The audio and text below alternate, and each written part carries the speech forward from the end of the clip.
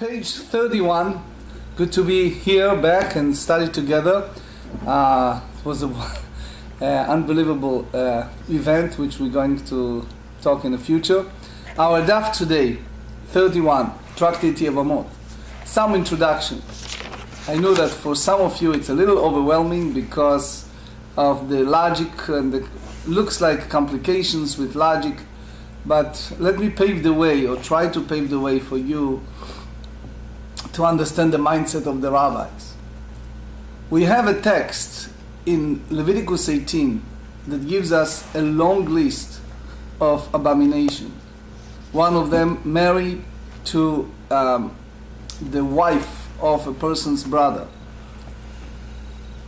On the other hand, we have in Deuteronomy 25 a situation almost like a mystical situation, which is two brothers, and one of them passed away with no children, and the Torah asked the surviving brother to act in a Levirate manner, meaning to redeem the soul of the deceased by taking Yevamah meaning the sister-in-law that we just said is prohibited. Here change around, and he said not only is not prohibited, it's even a mitzvah to go ahead and marry her. We go from that stage to next, which looks a little complicated or logical, but it's not. If you get to the mindset, I promise you we'll pass that. The next question is, since the rabbis are reading carefully every little word in the Torah, and they try to make the Torah as a living Torah, as the Torah that we can take it and practice the Torah in our day-by-day life, the rabbi have a great compassion upon those deserted wives, those divorced widows, and all kind of cases.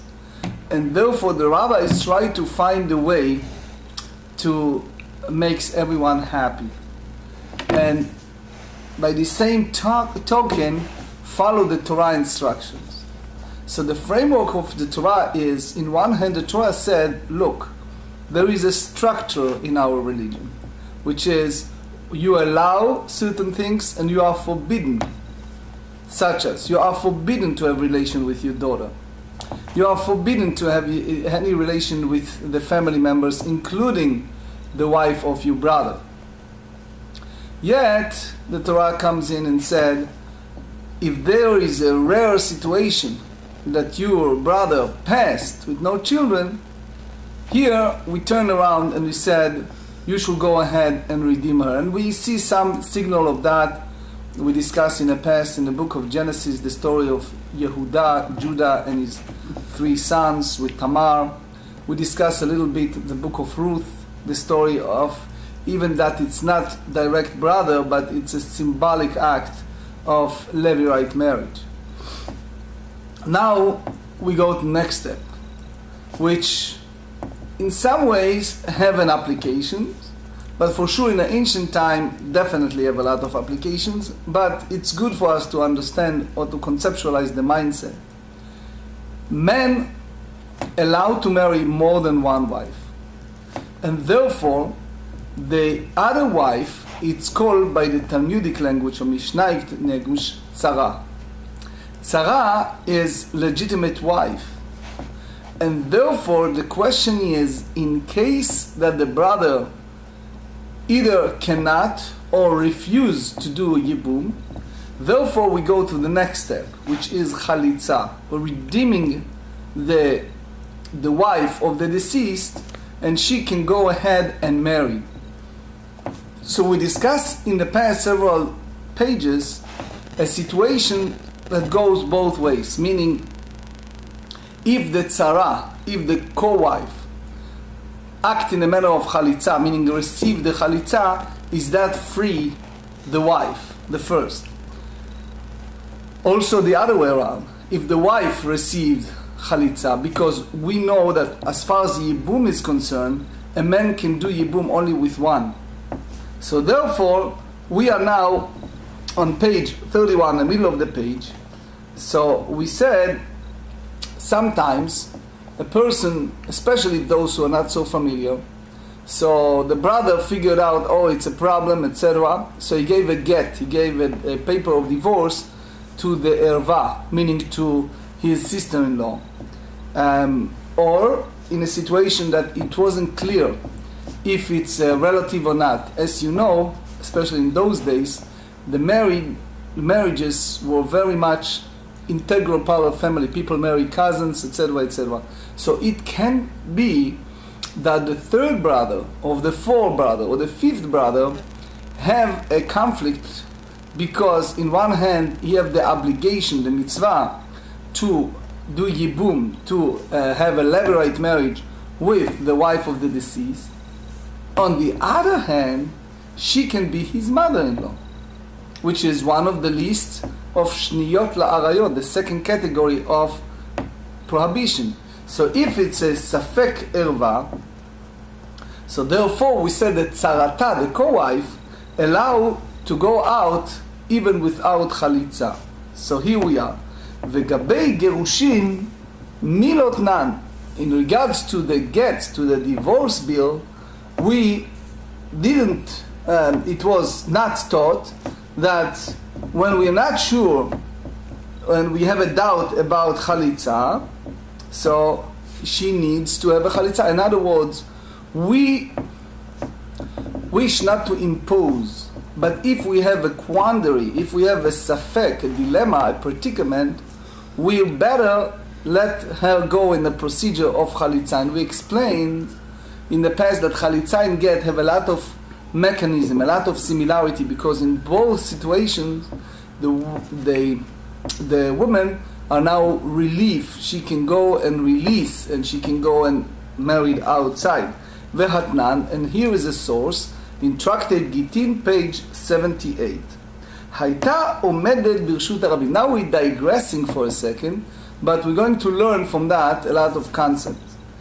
One of the idea, when you have entities of husband and wife who wish to divorce, he needs to give her the get, and if, and unfortunately that's the reality of life, if there is a conflict between them, the Bet Din appointed a trustworthy emissary, that he is this shaliach, this emissary represents the husband to hand over the get, the divorce bill, to the wife.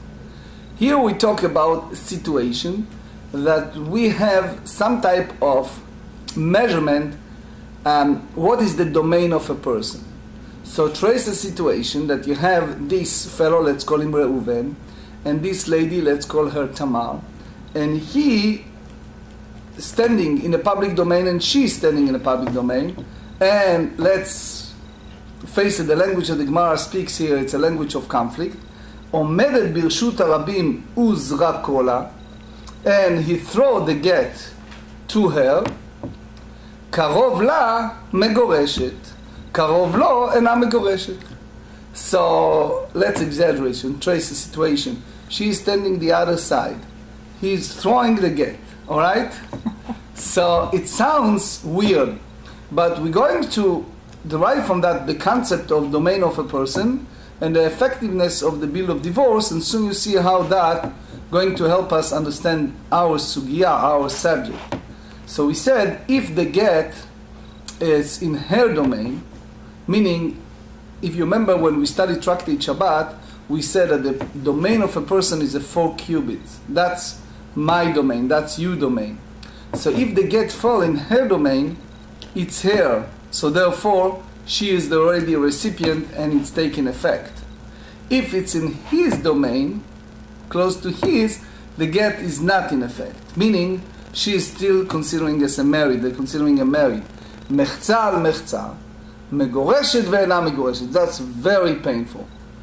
If, trace a situation, people sometimes go to the extreme, and if it's a heavy conflict between the two, all right? So here, she's in a situation that we call it, she's divorced and yet not divorced, which means she is accorded with the stringencies of a divorcee as well as those of a married woman. Because it's not, how do you say in Yiddish? Nishtahi, nishtaher. Not here, not there. Right? So they said, Ve'amrinan lemai hilcheta. Why we hold stringent in that case? The kohen hu asura lo. So it means the Torah tells us that the kohen, a priest, cannot marry a divorcee. So if the husband is a kohen, and let's talk in our modern days language, they have a heavy fight, and he throw the get to her, so even it fell in a domain that is not here, not there, okay, she is now no longer can be returned to him, because there is a concept over Yisrael, someone who's not a kohen, that he is able to have back his divorcee. This is for sure biblically according to condition. The Eddie will tell us what's the condition. Condition is as long as she did not marry someone else, because then you have an issue of the illegitimate children. But if she's still a single free woman, he can have her back. Versus in a situation like that with the get, he cannot. If he's a kohen, excuse me, he cannot have her back. Why? Because still, since there's a 50% chance that she is divorced and the divorce taking effect, then she can no longer marry him. In other words, be careful when you get married, right? Next, ve'i erva hi tzarata ba'aya וחליצה. Meaning, if she's erva we explained many times that this is one of the immediate family arayot, and the husband passed with no children, and therefore the tzara, the co-wife, she needs to have a ייבום, so therefore she, meaning the co-wife, need וחליצה. Why? Because it is a 50% chance that the first one, Tamar, is already divorced, so therefore she is not totally exempt from the concept of tzarat erva. Even we don't see it clearly in the Mishnah that this tzara, this co-wife, needs to have a וחליצה and not ייבום, but because the Meiri and the Ritva said we use the language of divorce and not divorced, so therefore she, meaning the co-wife, how do you say it, to be clean, to be in a safe side, we require her to do וחליצה. ולא אמרינן שאם אתה אומר חולצת מתייבמת, and we do not say that we do not impose on her a requirement of וחליצה, because this is an argument. For if you say that she requires וחליצה, she may come to be taken in ייבום. And that's unlike Rabbah opinion, and he holds that she is exempt from וחליצה.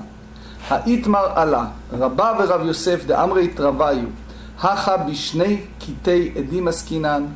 I'll read it quickly and then I explain, okay? אחת אומרת קרוב לה, ואחת אומרת קרוב לו, דהבלי ספיקא דאורייתא, אוי ויי. You have here witnesses. So when it's come to witnesses, we considering 2 witnesses the same as 100 witnesses. Biblically speaking, you need to have 2 kosher witnesses, meaning 2 trustworthy people, and we explained many times what is trustworthy. Trustworthy, for example, someone who's not a gambler, someone who's a Shabbat observant, etc., etc., someone you can trust. So as long as you have 2, makes no difference in a Jewish law if it's a 100 or 2. The problem is you have 4 guys, 2 each way. 2 guys said that it fell close to him.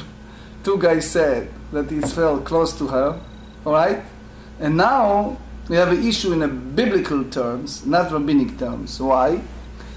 Because if you follow, let's call them name. Let's say Avraham and Yitzchak. Avraham and Yitzchak said that it fell close to him. Okay? Yaakov and David said it fell close to him. Okay? So 2 said close to her, 2 said close to him. If you follow and you trust the 2, and let's say all 4 are trustworthy, okay? The 2 that said that it fall close to her, she's now under the category of what? Of divorced woman. So we have an issue now that the co-wife, she cannot go out and just marry outside the family without have the וחליצה. In general, most of the rabbis hold, this is Rabbi Akiva Iger and others, that even you have, let's say, two guys came and said it's close to hair. 100 came and said, what are they talking about? It was close to him. And in those days it wasn't surveillance and it wasn't camera, alright? So what do? By us, makes no difference. As long as you have two that said one way, we are in a quandary, and therefore she needs to have וחליצה. ומתניתן דהכה בכת אחת, דהבה ליה ספיקא דרבנן. So here we're not talking about fight between different witnesses. Here we go lenient, meaning it's not a biblical turmoil and problem. It's a rabbinic. And why it's a rabbinic? Because you have only a group of two that claim that it's felt close to her, and, or to be exact, for example, you have two guys fighting. One said it's close to her, one said it's close to him. And they are both people we can trust. So, what do? In general, if you attend wedding, you see that the rabbis always require two witnesses. Sometimes they require two witnesses for different segment of the wedding, which means for the ketubah, for the chuppah, etc. Some rabbis go to the extreme and even want two witnesses to prove that each of them are singles. But the key is that the minimum is under the chuppah, at the time of the betrothed, the wedding taking place, we need to have the two. Since there is a conflict between them, we hold that it's a rabbinic problem, and that's the way the הבה ליה ספיקא דרבנן. ממאי דמתניתין דהכה בכת אחת, and from what evidence can it deduced that the Mishnah here deals with a case only with one set of witnesses? Meaning, how do you know from this Mishnah to say what forced the Tana in the Mishnah to tell us that it's a conflict between the two? So they said, Dumiyad the Kiddushin. We juxtapose that to the act of betrothed between two parties when you have a quandary. Ma Kiddushin bechat achat, af gerushin bechat achat. Which means the same way as the issue of betrothed, it's you need to have one set of witnesses. The same applied to gerushin. So I don't know if it's a privilege or not, but I sat on the Bediני in Baltimore, sometimes a witness for divorced people. So they need to have, beside of the three rabbis who sit in a Bediני, you need to have two witnesses in that act, which means in both ways in Judaism, you have to have two. In the marriage, in Kiddushin, and in Gerushin. So they said, V'Kiddushin gufayu mimayde bechat achat, dilma b'shnei kitei edim. Maybe there are two groups. B'shnei kitei edim, I b'shnei kitei edim, tityabem ve'en bekach klum. Why? Because if there are two fighting against each other, so we have the assumption, the Ramban tells us that she can go ahead and have ייבום. Because if it's a total, how do you say, half and a half total, how do you say it in sports? When you have total equal between the two parties. Tie. If it's a total tie between the two, then she can go ahead and marry, even in a ייבום. So they said, קאי מעדים ואמרי קרוב לה. Which means, since we have the other two that said it was close to her, ואת אמרת תתייבם ואין בכך כלום, and you tell me that she's not only doesn't need to have וחליצה, but she can even have a ייבום, it's totally the opposite. It said, ותו בשתי קטעי עדים נמי ספיקא דרבנן היא. When you have a conflict between two witnesses, two sets of witnesses, so it's a rabbinical uncertainty. The amrei okay trei לבהדי תרי. So, because biblically speaking, we said you have to take the two witnesses in each group against the other two, and this is basically a quandary, and this you hold the wife in the chazakah, and the rabbi said that if it's if you have two group of witnesses that fight against each other, this called sfeika de rabbanan, it's rabbinic predicament. And because it is, here we give you an example of story. Mide de have anichsei devar shatya. Here is a story of someone, a property of bar shatya. They call him that name. Shtaya is like shtut, is like someone who's not so smart, to say the least. That sometimes he behaves as a wise man, sometimes you figure out that he is moron, excuse me, right? So basically, Tosfot said in a previous page, the way we treated this person is when he's okay and healthy for everything, and when he is not okay, he is not okay for anything. That's based on the Talmud, Tractate Rosh Hashanah, page 28. So here is the story. Ready? Okay. Usually the rabbis, when they bring the story, it's to reaffirm their views. So they say, Devar Shatya Zaben Nichsei. This guy sold his property. Atu Beitrei Ve'amrei Kshehu Chalim Zabin. I saw it in Jerusalem. I just came back from there. Right? What happened in the old city or in some places in Jerusalem, you see people who try to build. How they build? They see all surrounding. They have 2, 3, 4 floors. So they're buying the roof or they're buying the property. They knocked it out, or if the structure is okay, they keep it, and they start building on the top of the roof. Many times, those guys are old, are cranky, in a senior home. Those owners from 60, 70 years ago of those properties in Jerusalem, they single home, they have somebody from Philippines that take care of them. You know, they're not always there all the times. Okay? So I just try to illustrate a real scenario. So all of a sudden, a guy sold his property. 2 witnesses said that he was total alert, he's total understand what's going on. Fine. And when he was okay, he signed it. Now he agreed. In Talmudic terms, if you shake hands, it's more than signature, by the way.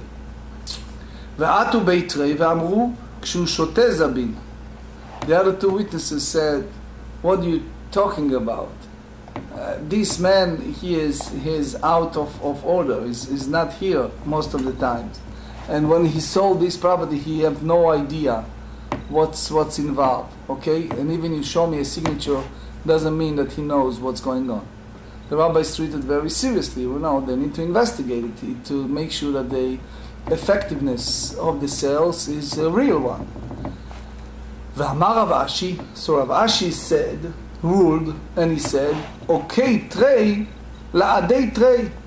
He said, put together the 2 who said that he was okay, and the other one who said that he was not normal, and you see that is total quandary.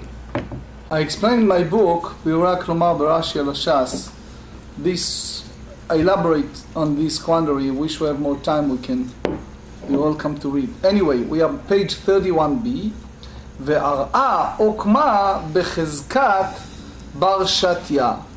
Since you have a quandary, since you're not sure if the deal is real, if the person would total comprehend when he agreed upon selling, the rabbi said, Chezkat Mara Kamei. We go by the original owner. So, you see here, even you have a quandary with 2 against the other 2, you don't go that, you go by the chazakah. There's a big question among the rabbis if that's applied everywhere or just there. The Shev Shmaitze in the chapter 4 elaborates. Anyway, so since we now juxtapose to Gerushin, and we said, let's think together. If you have two witnesses that conflicted one against the other, can you compare it to the other case, which is two witnesses are conflicted one against the other with this fellow Bar Shatya, who is not always there, and since you are not sure, so therefore the sages hold stringency and ask her to do וחליצה, and therefore we back to our question, which is why the Tana in the Mishnah did not refer to Safek Gerushin when it's not clear that they are total divorce. In that case, if it's a half and a half. Ela amar Abaye, Yagid alav re'o. They said in the book of Job, chapter 36. It's a for sure using here a euphemism. They said one sheds light on the other, which means all examples given in one case hold true for the other. So it means if you have a question of the betrothed or the divorce, so which means one teaches the other. Tana b'kiddushin, vehu adin legerushin. Tana b'gerushin, vehu adin lekiddushin. So the same way as we hold, you hold in both ways. The same way you need to have an affirmation of two witnesses for the act of betrothal. You have to have a total two witnesses to that bill of divorce, and therefore the co-wives need וחליצה and not ייבום. אמר לרבא, יגיד עליו ראו, מה זהו דקטני? Why, if you tell me that that's the rule, so why we use the term zehu, this is? So is which means that's applied that not other quandary. למה רבא כל שיש בקידושין יש בגירושין ויש בגירושין מה שאין בקידושין. So he said all that is considered questionable in regard to betrothal is also considered questionable in regard to divorce, and also the other way around, which is if you have a quandary, if it's close to him or close to her, that's applied to both ways, to marriage and divorce. So therefore the co-wife needs to do וחליצה and not ייבום. But here you see a situation that in the gerushin and divorce it's not always. Why? Here he gives you an example. He says וזהו the gerushin lav davka, and the wording this is employed by the Tana in the divorce in the Mishnah. It's not necessarily אלא משום דתנא זהו בקידושין תנא זהו בקידושין. Just use that term, so use it both.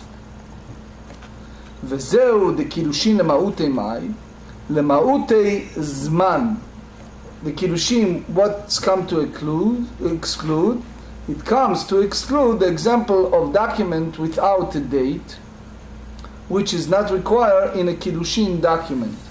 So you should know that we're not talking nowadays, because nowadays we do put at the very beginning the exact information, the date, etc. But here we talk first in the first stage of discussion. So if you have a marriage agreement and the date is not correct, it's still considering an effect marriage. I'll give you an example to come to my mind. Post-Holocaust, meaning at the end of the war, at the time period between the end of the war until the liberation camp and the idea that people were able to go out, it was people met new people and they understand that soon the war is over. So it was not necessarily ordained rabbis, it was people who are more Torah scholars who married, and we married many people.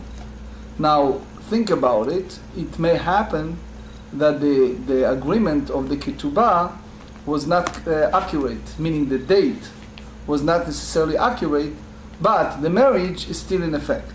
Okay? So they said, "Umipnei ma lo tiknu zman bekiddushin." Why we don't have an effect of time in kiddushin the same as gitin?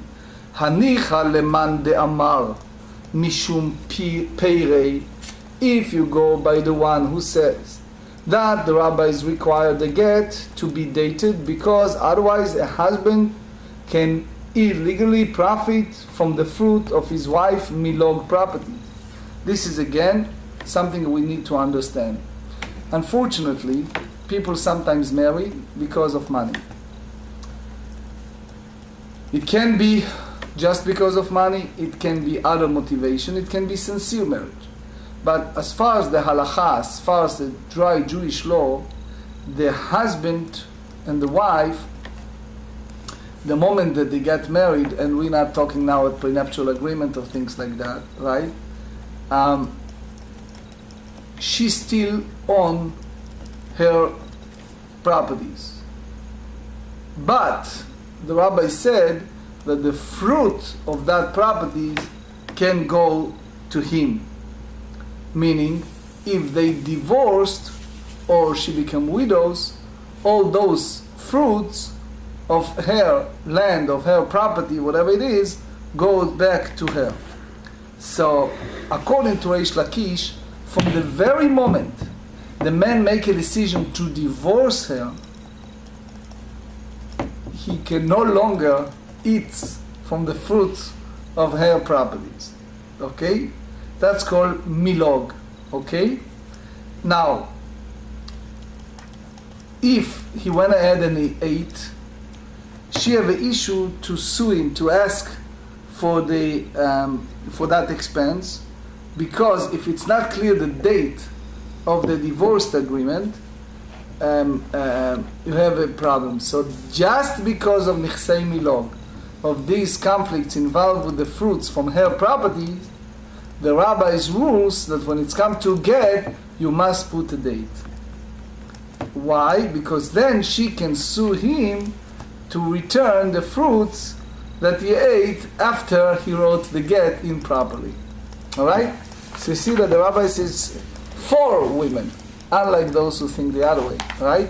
Arusa leit laya peirei, for a betrothed woman is not subject to the law granting her husband fruits until they finalize the chuppah. You should remember, when we come, nowadays we call the word eirusin, a betrothed. In those times, in the Talmudic times, that was called eirusin. By our days, is called shiduchim. In order to consider her married, it needs to have, in effect, as we said many times, either money, contract, and act of cohabitation. So after they have some type of, how do you call it in the modern days, letter of intent, so she is basically, by rabbinic law, considered some type of committed marriage, but by the biblical terms, it's not. In our days, by the way, we try hard to make both the kiddushin and the nisuim, both acts at the same time, but the sages' time, especially since they got married so earlier in their lives, they did it in a separate times. My older sister, she engaged, if I'm not mistaken, when she turned 18, to a chassid. So they engaged, and since that engagement, for about a year, they didn't see each other until they got married. So if you think halachic terms, Jewish law terms, so at least by the rabbinic mindset, it's considered committed to each other, which can lead us to all these complications when it's come to monetary issues and other effectiveness of that marriage. Ela leman de'amar mishum bat achoto. But according to the one who says that the rabbis require the dating of the get because a man might otherwise unlawfully cover up for his sister's daughter. So his sister's daughter, that's the view of Rabbi Yochanan, who tells us that if a man was married to his niece or any other permissible relative, and that woman committed adultery, the husband might, upon seeing witness preparing to testify against her, have compassion on her and wishing to save her from punishment, issue her an undated get. So that's the way Rashi tells us. So litakin zman, so which means that act of adultery was preceding to the kiddushin. That's the Rashi views. So they said mishum deika demkadesh bekaspa, because there are people who makes the act of kiddushin by money. Excuse me, deika demkadesh bishtara, and there are those who have the act of kiddushin by document. Lo takun rabanan zman. So therefore, the rabbis did not institute a time, a date. Why? Because when it's come to money, we are concerned that maybe it's cover up for adultery, as we said a little bit. So they said the same thing applied to documentation between the two, because that's applied only to some, but not to everyone. Amar le Rav Acha bre Rav Yosef le Rav Ashi, v'ha'avda, if you have a Canaanite servant, slave, the kane bechaspa, the ika bishtara. In those days, they used to purchase slaves. So there are those who purchase with money, and there are those who purchase with document. V'takun rabanan zman. Yet the rabbis instituted that the sale document of a slave possess a date. So you see here, we follow the concept of whatever the servant, the slave acquire belongs to his master. There is a Ruch Laner here to explain here, but anyway. So they said, so why the rabbis also put that in the document of Kiddushin? Hatam ruba bishtara. There, regarding slaves, most are purchased with a document. So that requiring the dating of a document assures that the date of sale will be known in the majority of cases. Hacha ruba bechaspa. But here, however, regarding betrothal, most are performed with money, and since in any case only a small portion of the cases of betrothal will benefit from the dating document, the rabbis did not institute a date. Ibai tema, mishum, or another option, mishum de lo efshar, because you don't have a way to total cover up of any act of adultery that happened during the time of the Kiddushin. Heichel yavid, what you should do, lincha gabei dida. So if you give it to her, she still have the option to commit adultery. Machakale, she can play the game, she can hide the document, or she can erase the date. And she said, oh, when the time that I did adultery, it was much before my marriage. So therefore, it's not considering adultery, right? Limcha gabei didei. If you leave that document after the act of betrothal by the husband, you are concerned that maybe she will be unfaithful. V'zimnin debat achotohi umechape ala. Sometimes she's the daughter of his sister, and he wants to help her for all kind of reasons. So he erased the dates. As you all know, sometimes family cover up for each other, right? For all kind of reasons. I know people that come to this country, many Israelis told me, that they have an issue with dating, because there are some people who come to this country and they want to have a green card. And they know in order to get a green card, you need to marry American.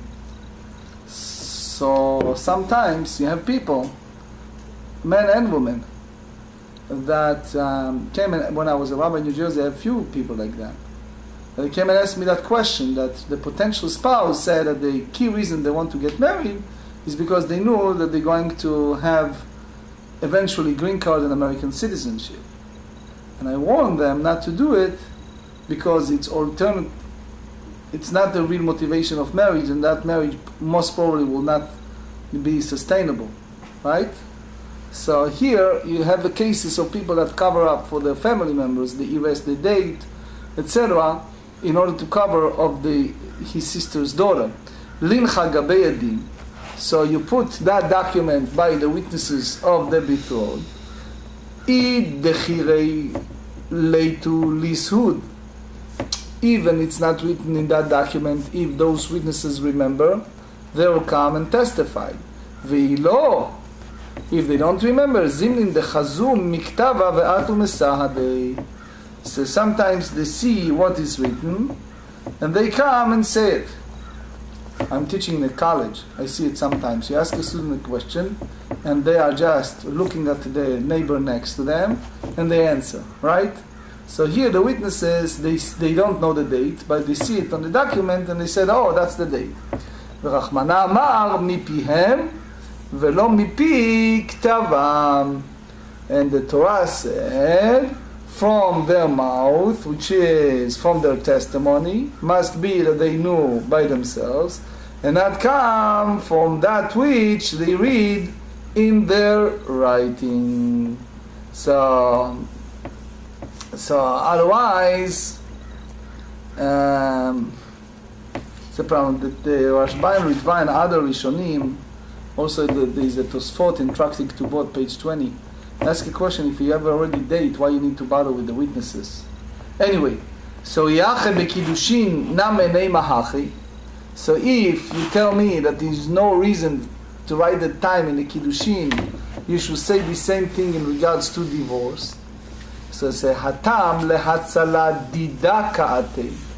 Over there is a reason. It's because the case of divorce, the date come to save her. Hacha. But here, what does that mean to save her? Because she will not be executed for adultery by biblical term. So, because she's divorced.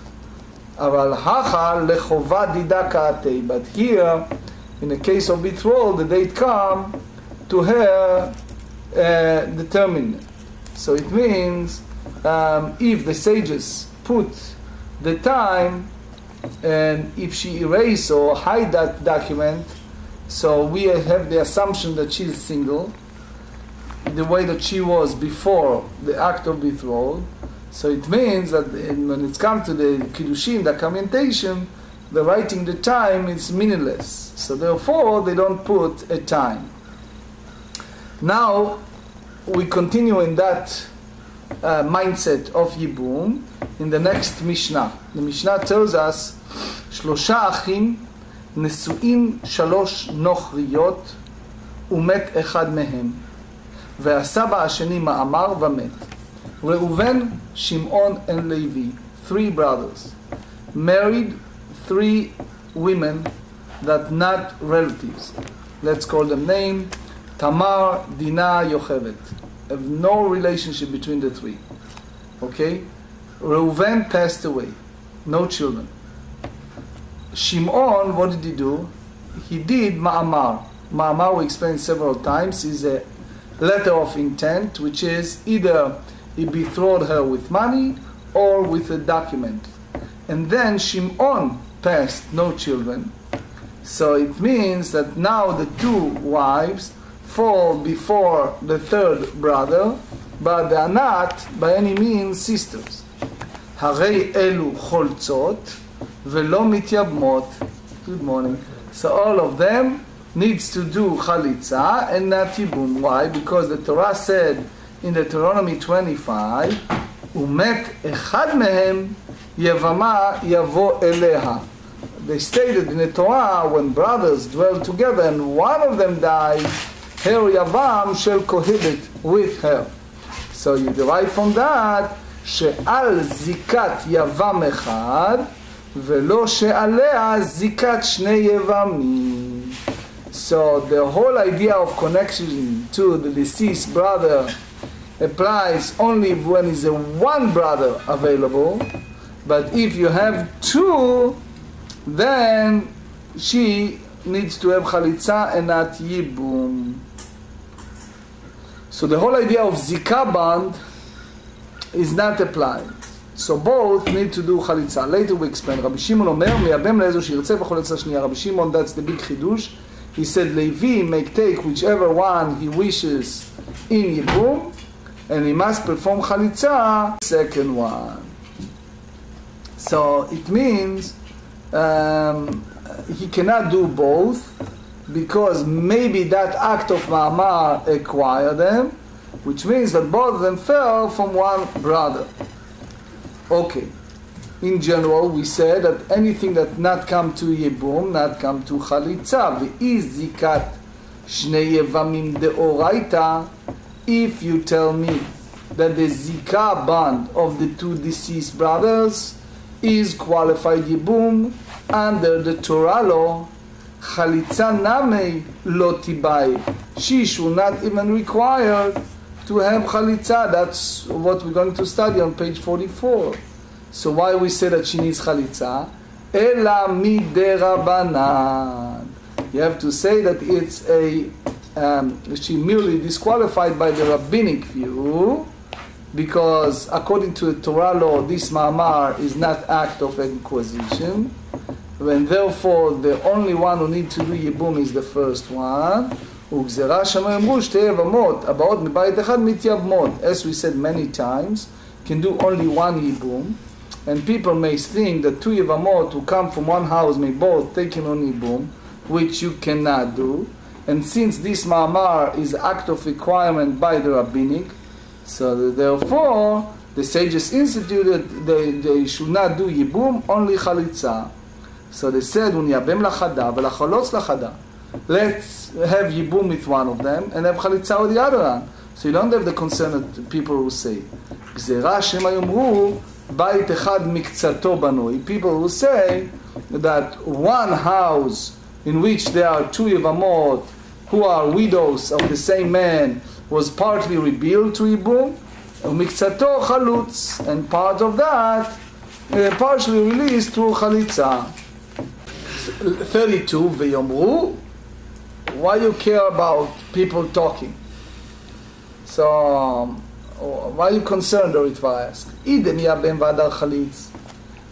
החנמה, if they hold that one do ייבום and one וחליצה, אלא גזרה, דילמה חליץ ברישא והדר מייבם. First, he do וחליצה to one, and then do ייבום to the second one. וקם לבא אשר לא יבנה. That's Deuteronomy 25. רחמן אמר, כיוון שלא בנה שוב לא יבנה. Since he didn't do וחליצה to that יבמה, he cannot do ייבום to her and not צרתה. So, אמר רבא נתן גט למאמרו.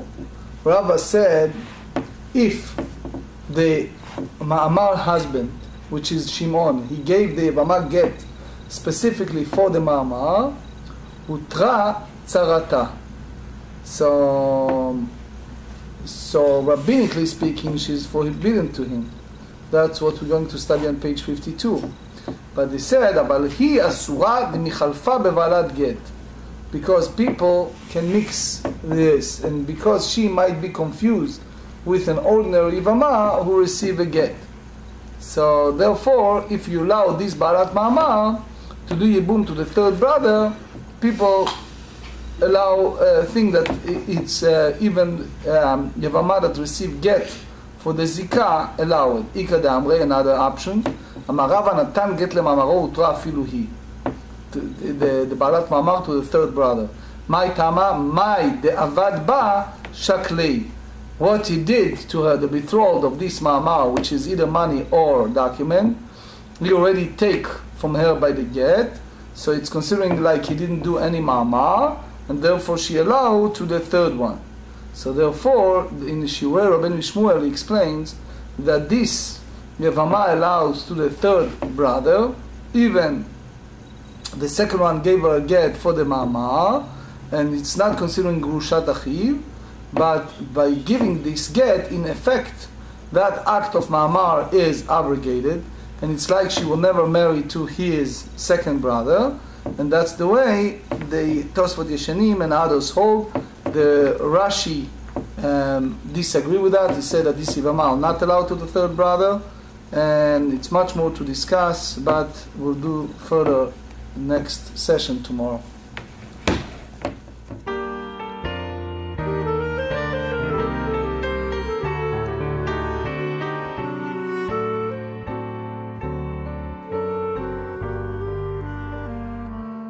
Boyachem leshuloim malachai yeshuloim malachai